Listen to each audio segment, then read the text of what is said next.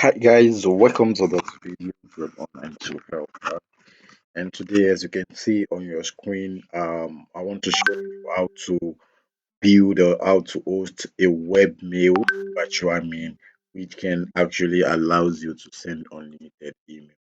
Now, I've been giving you a series of email marketing system that you can actually use to improve your sales, and this video is just for educational only. Mind you, the misusing of this tools is up to you guys.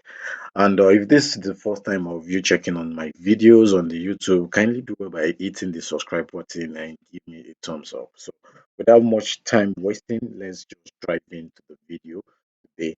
And before we move in, I would like to just tell you the requirement, what you need to get in place before you can actually build your own webmail server. Okay, the first thing you will need is you need a VPS machine.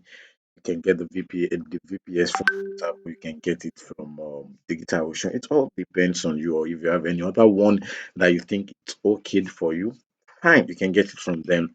Then you get your domain. You can get your domain from Namecheap, or you get your domain from GoDaddy. So once you have all this ready, then it's time for us to use Bytefise, or you can actually use put in running this commands line. So I will be using Bytefise in my case. Okay, let me just put this up. Okay, and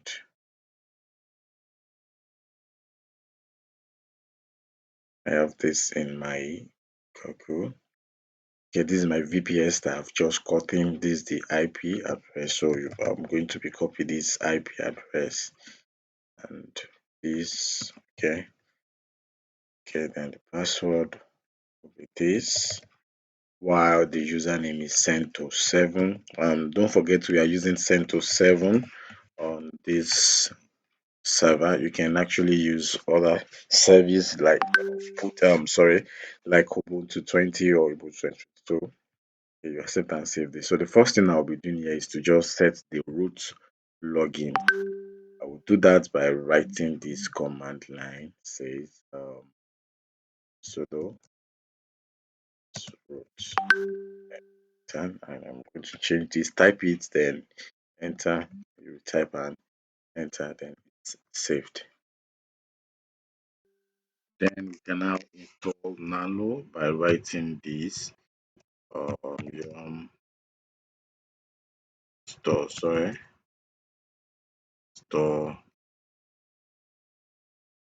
Nano. Okay, the installation is ongoing now, so you just have to wait for it to completed. I think it's now completed. Okay, so once this is done, you use this command to go to the config and check if the root login has been set. Control W, and you can search for root from this end. Okay, Control W, search for.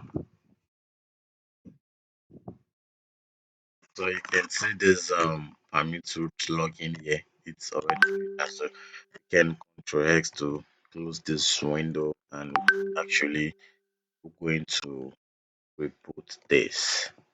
So reboot. So once this is reboot, you can actually close this window, or you should press the command open it out. So once we get to the new window like this, the next thing we need to do is to actually set our host name. So I'll be using this command line.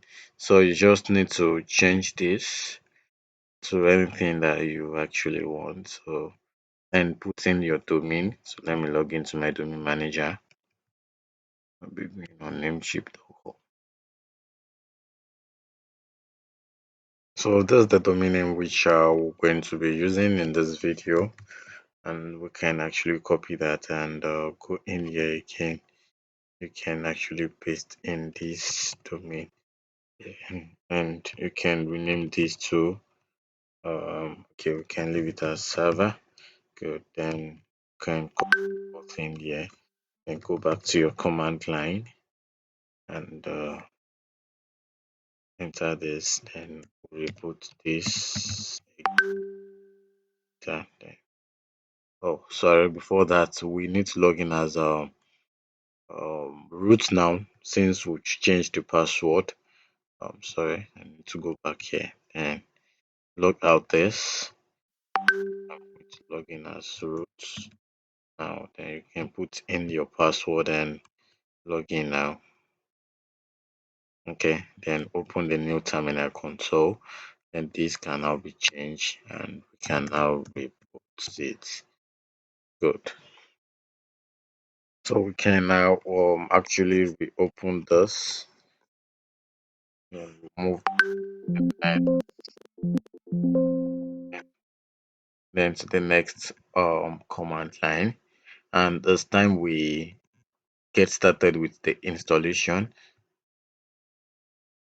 So I'm just going to update everything and make sure it's all intact. But pending the time this is going, okay, can do yes, then I can do the name server for um this server I just created pointing to this our domain. So I'll do that going to advanced DNS, then creating a record pointing to server, and this will point to your IP and you save. Okay, it's going to point in to your IP. This is your IP. And, sorry, and we can save this. Good. Now let's go back to our program line. Okay, the ongoing. So let's just give it some time for it to be done. So this is done right now. Then we can actually run this command and update it. Then the next thing is to actually install the Virtualmin. So with the command and can enter, and this will make it run and wait for the installation process to be completed. So you can continue by Y and enter. So let's wait for it while the process is ongoing.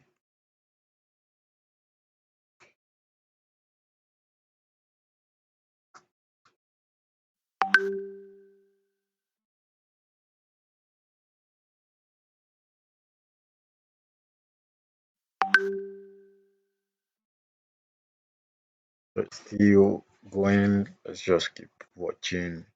So it should be done in a few minutes time. So let me just pause this video and get in once it's done. So now the installation is complete and you can actually access it from this URL being given to you. So you can just highlight it to automatically copy. So I can paste this here and Control V. So you can actually access it here. Sometimes the URL might have not propagated. Let's say if it has propagated out. So open a new file, Control V and enter. Let's see. That's propagated code. So you click on advanced. Don't worry, this is the first time. Normal for it to show this, so you proceed to this. Okay.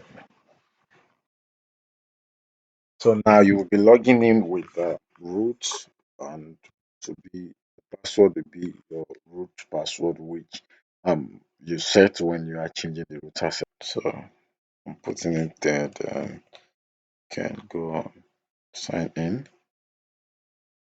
So you can wait for this. You can see now your webmail is ready. Your webmail is ready. Um and let's do this the installation wizard. So okay, next this.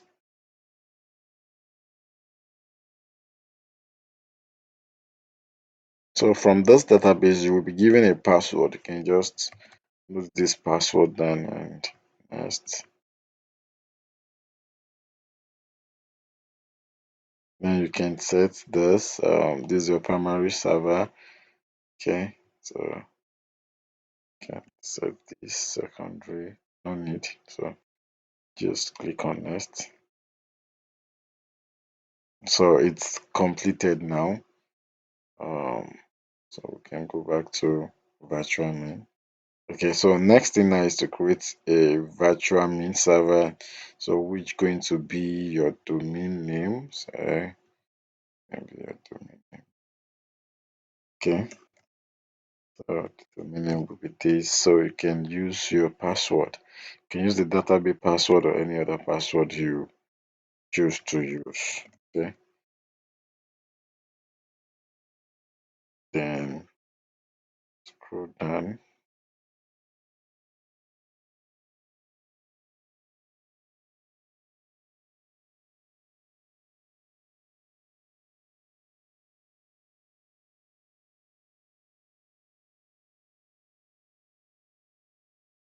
Okay, so it's done now. So we can. Oh, sorry, connection lost. Just refresh this. It was network. Just fresh. Okay.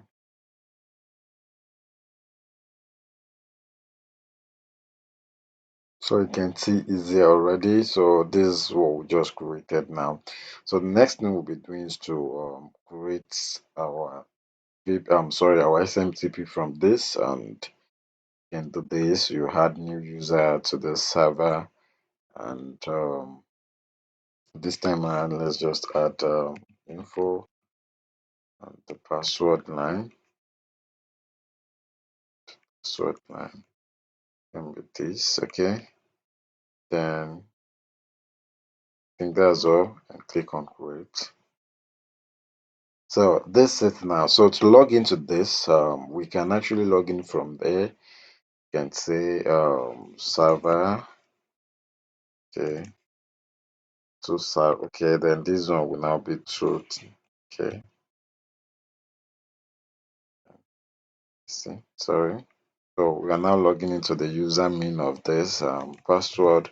Then this one will now be info at this. Sorry, what's this?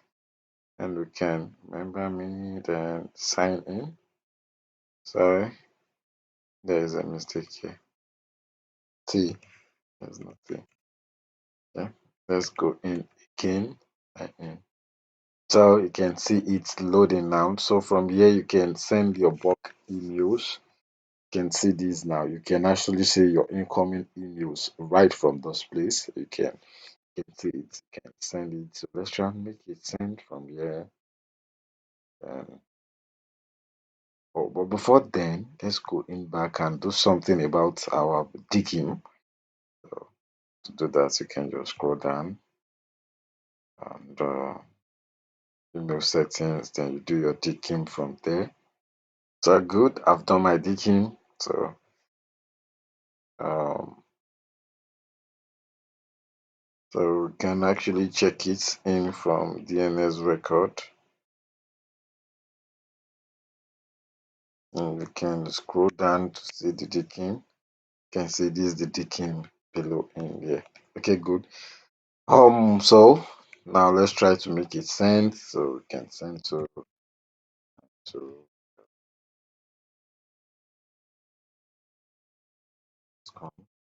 and subject can be hello. Okay, then with the button send. Okay, done. It has been sent. So let me open my mail. Opening this okay, I'll be using this Firefox, and so I'll log into my Gmail. Okay, so let's see what we're going to have actually. And you can see this now, it's entered straight to inbox. Let's check it out. You can see it's sending from info at this. You can see this how you can actually send your mail. So before I end this video, I will show you how to get your SMTP credentials from this. info you just created. So you go back to edit users, you did. Okay. Then you get your SMTP credentials from here. So you can see these SMTP hosts and everything we're going to be using. So now what I will be doing is that I will be copying these SMTP hosts inside my Ultra Mailer sender.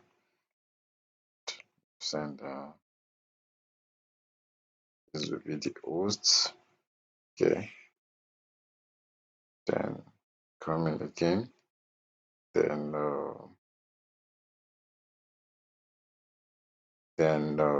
the username the password will be what you just use. The username would be the info, just like this.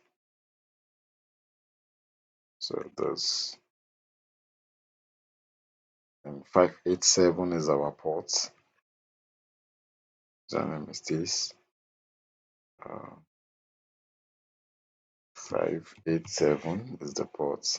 So then it's sent from this also, and sender name will be to server. Okay. Then you can actually reply to this and my password